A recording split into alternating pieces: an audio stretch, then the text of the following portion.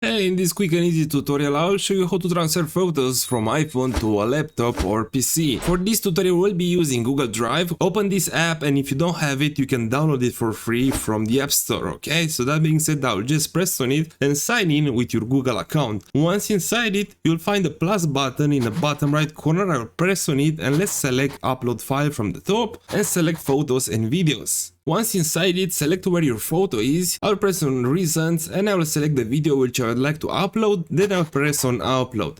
And press on upload once again, and that being said, our image is being uploaded to Google Drive. Now let's move on the computer, on the laptop, and I will show you what to do from there. Alright, and now on the computer, here I am. I will open Google Drive, I will press on this Google Apps, and now I'll select Drive. You have to open in internet browser, any internet browser. And then once inside it, you can select your photo. Mine is this photo, and you can choose download, and your photo will start to download right away. Here is my photo, I will open it.